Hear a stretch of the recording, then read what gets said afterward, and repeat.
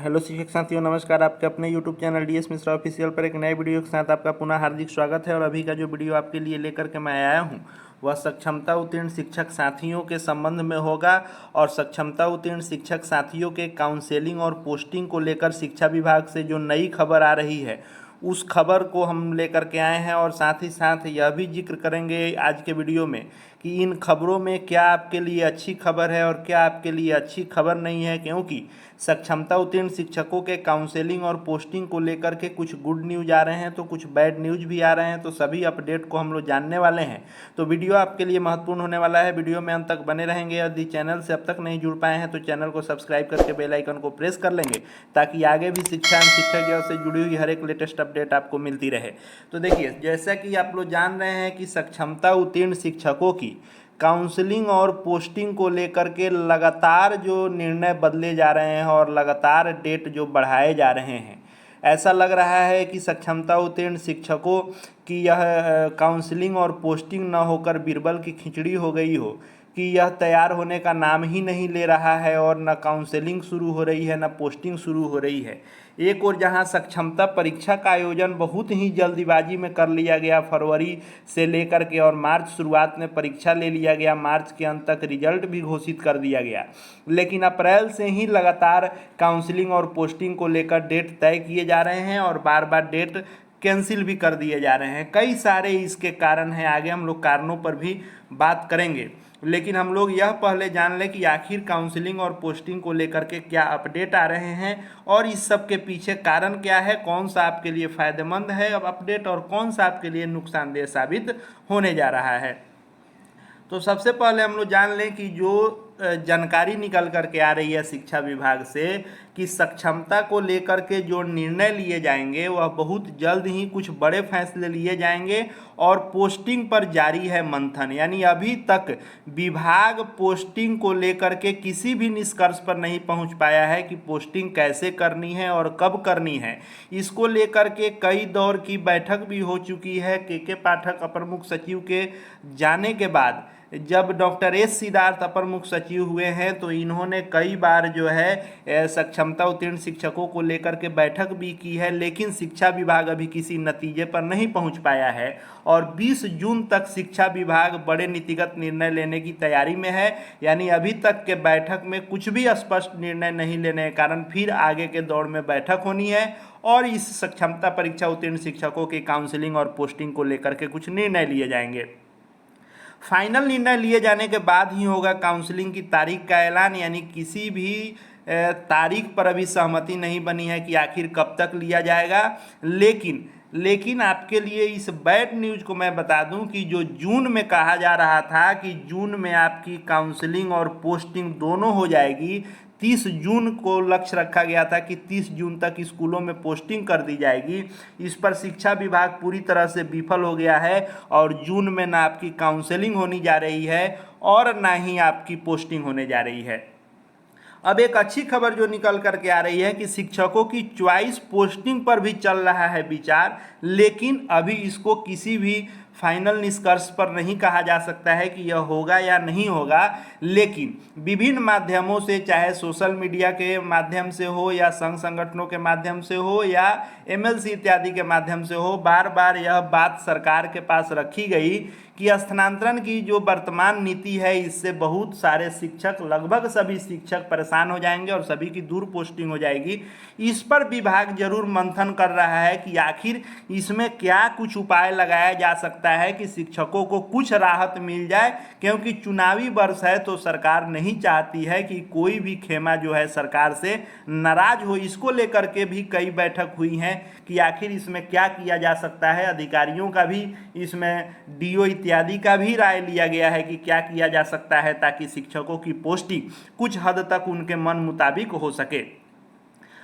आगे है कि रैंडमाइजेशन के जरिए ही पोस्टिंग होगी। यह तो तय है कि एक और रिक्ति की एंट्री होगी और एक और शिक्षकों की एंट्री होगी और इसको रैंडमली पोस्टिंग किया जाएगा, लेकिन अभी तक रिक्ति भी तय नहीं है। उसको भी आप लोग आगे हम बताएंगे कि रिक्ति कहाँ अटकी हुई है और कहाँ अभी तक क्या काम हो रहा है। पहले से तय कई नीति और नियमों को भी बदलने की तैयारी शिक्षा विभाग में चल रही है, और जो यह पोस्टिंग निजी एजेंसी के कंपनी के माध्यम से किया जा रहा था रैंडमली, अब उसको सरकारी एजेंसी को दिया जा सकता है जिम्मा। और साथ ही साथ यहाँ एक और बात मैं बता देना चाहूँगा कि ये भी एक अच्छी खबर नहीं है कि पोस्टिंग को लेकर के जो शिक्षा विभाग के गिरोह हैं, जो शिक्षा विभाग के गिरोह हैं, वह शिक्षकों को झांसे में फंसा रहे हैं और पैसे की उगाही भी खूब चल रही है। 20,000 से लेकर के लाख, 1.5 लाख, 2 लाख तक की उगाही चल रही है कि आपको मनचाहा पोस्टिंग दिया जाएगा,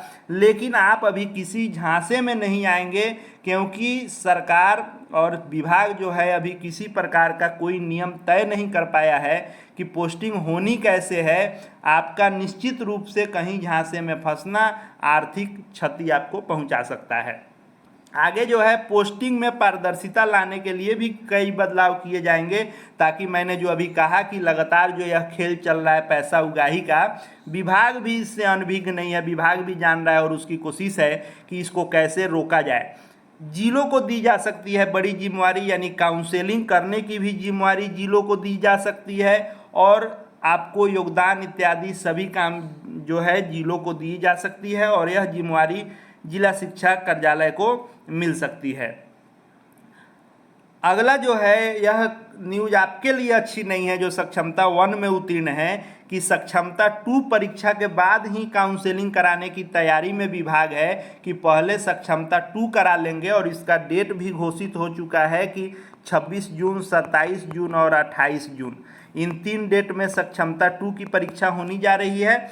तो सक्षमता 1 वाले जो शिक्षक हैं वे चाह रहे हैं कि हमने पहले परीक्षा दिया और हम फर्स्ट फेज में चूंकि पास हैं, तो हमारी पोस्टिंग भी फर्स्ट फेज में होनी चाहिए जब फेज वाइज एग्जाम हो रहा है। तो सक्षमता 2 वाले के लिए यह अच्छी खबर हो सकती है कि दोनों का एक साथ होगा, लेकिन जो 1 में पास हैं उनका भी मांग अपने जगह पर सही है कि फर्स्ट में हम हैं तो हमारी पोस्टिंग भी फर्स्ट में होनी चाहिए। लेकिन विभाग जो है इसमें नहीं चाह रहा है कि हम एक ही प्रक्रिया को, एक ही काम को बार बार करें। विभाग चाह रहा है कि जो भी करें वह एक साथ कर दें, क्योंकि 1,87,615 1 में पास हैं और 85,000 जो हैं 2 में बैठ रहे हैं परीक्षा में। तो इन सब का एक साथ करेंगे तो एक बहुत बड़ा जिम्मा विभाग का हो जाएगा।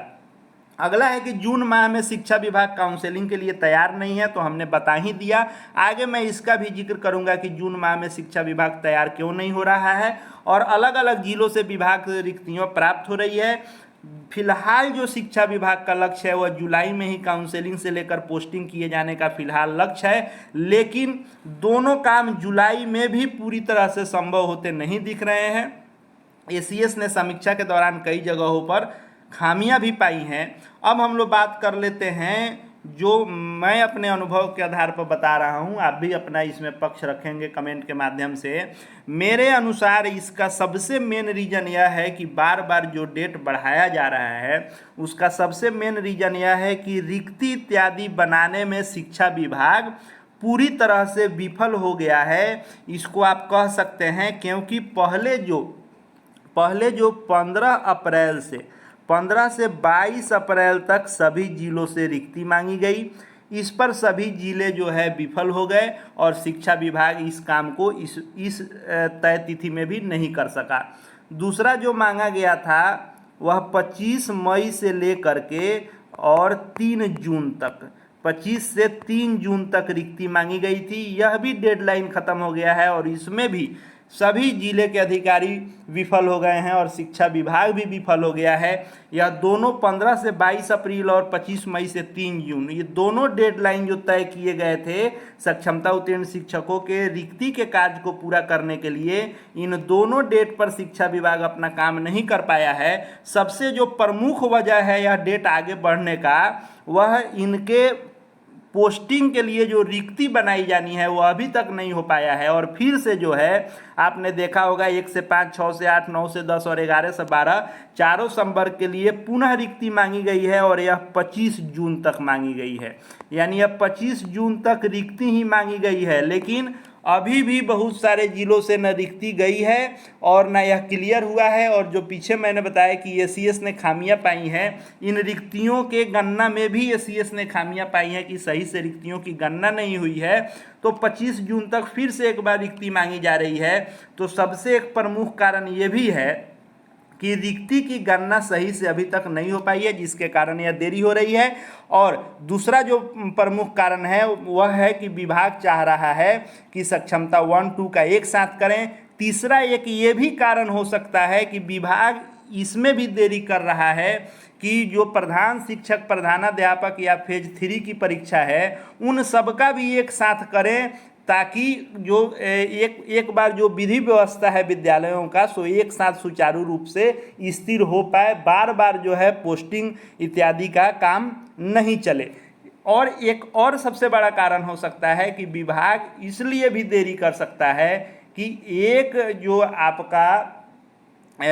जो वार्षिक वेतन वृद्धि है, इंक्रीमेंट, वो भी आपका कट जाएगा। विभाग को बहुत बड़ी राशि जो है इससे बचने वाली है बिहार सरकार को। ये भी कारण हो सकता है। इस तरह कई कारण हो सकते हैं। इसलिए नहीं तो आपने देखा होगा कि बीपीएससी ट्री 1 हो 2 हो, कैसे आनन फानन में जल्दबाजी में परीक्षा, रिजल्ट, पोस्टिंग सब कुछ हो गया, लेकिन सक्षमता